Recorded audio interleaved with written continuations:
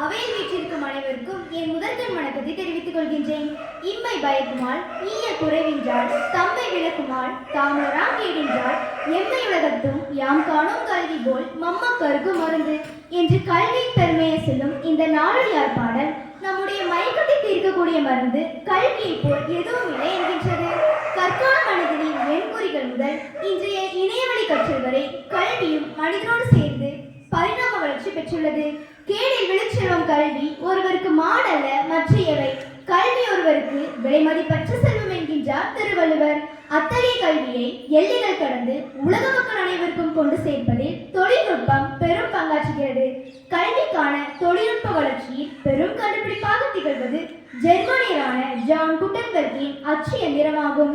விளக்கின் முன் இருள் நீங்குவது போல் அச்சு எந்திரம் வந்தவுடன் அறியாமை இருள் விலகியது. அச்சேதத்திற்கு அடுத்தபடியாக கல்வியை பரப்புவதில் பெரும் பங்கு வகிப்பது இணையமாகும். கணிப்பொறிகள் ஒன்றொன்று பேசிக்கொண்டால் அதுவே இணையம். அகராதிகள், நாளிதழ்கள், கலைக்களஞ்சியங்கள், பாடப்புத்தகங்கள், சஞ்சிகைகள் மற்றும் பார்வை நூல்கள் என்று வரி வடிவங்களாகவும், சமைத்து பார் என்று சொல்லாமல் சமைப்பதை பார் என்று சொல்லும் காணொளி காட்சிகளாகவும் கொட்டை கிடைக்கின்ற இணையமானது மிக பிரம்மாண்டமாக விரிவடைந்து கொண்டே செல்கின்றது. விரல் நுனியில் உலகத்தை கொண்டு வந்து நெட்டுகின்ற ஊடகமானது கல்வியை கல்வி சாலைகளில் சென்றுதான் பெற முடியும் என்ற நிலையை மாற்றி கண்ணிருப்பவர் பார்த்துக் கொள்ளட்டும் என்ற விவிலிய வாக்கின்படி ஆர்வம் உள்ளவர் கற்றுக்கொள்ளட்டும் என்ற நிலையை பெற்றுள்ளது. இணையவழி வகுப்புகள் தான் இப்போதைய புதுமை. கொரோனா காலகட்டங்களில் மாணவர்களையும் ஆசிரியர்களையும் இணைத்தது இந்த இணையவழி வகுப்புகள் தான். கடந்த சில வருடங்களாக மூக்ஸ் என்று அழைக்கப்படும் மேசிவ் ஓபன் ஆன்லைன் கோர்சஸ் தான் பிரபலம் அடைந்து வருகின்றன. காசு காரியத்தில் கண்வையதா தாண்டவ கொனை என்கின்றார் உடுமலை நாராயண கவி. சுய தொழில் முனைவராக இருந்தாலும் சரி, வேலை தேடி அலைவோராக இருந்தாலும் சரி, இணையத்தின் சேவை அனைவருக்கும் தேவையாக உள்ளது. உயர்கல்விக்காக நடத்தப்படும் JEE, நீட் போன்ற தேர்வுகள் மட்டுமல்லாது வேலைவாய்ப்பை அளிக்கக்கூடிய IBPS, SSC போன்ற தேர்வுகளும் இணையத்தின் வழியே நடைபெறுகின்றன. நேர்முக தேர்வுகளும் வீடியோ அழைப்பின் மூலம் நடைபெறுகின்றன. இந்த தேர்வுகளுக்கான பயிற்சி வகுப்புகளை கிரேடம், அடா போன்ற யூடியூப் சேனல்கள் வழங்குகின்றன.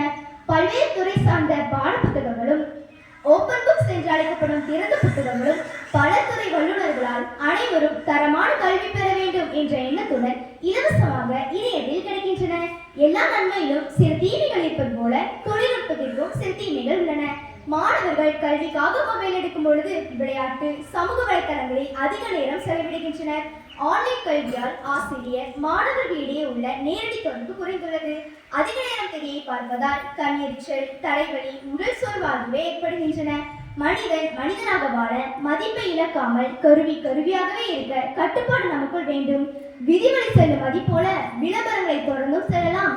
சித்தத்தை சிவன்பால் வைத்தவர் போல நம் காரியத்தில் மட்டும் கருத்தை வைக்கலாம். அறிவை விரிவு செய், அகண்டமாக்கு, மாநில சமுத்திரம் நான் என்று கூவு என்ற பாவேந்தர் பாரதிதாசனின் வரிகளை தலைமை கொண்டு இணையத்தின் வழியே நம் அறிவை விரிவு செய்து செயல்பட்டு நம் நாட்டை முன்னேற்ற பாதையில் கொண்டு செல்வோம் என்று கூறி பேச வாய்ப்பளித்தமைக்கு நன்றி தெரிவித்து விடைபெறுகிறேன். நன்றி, வணக்கம்.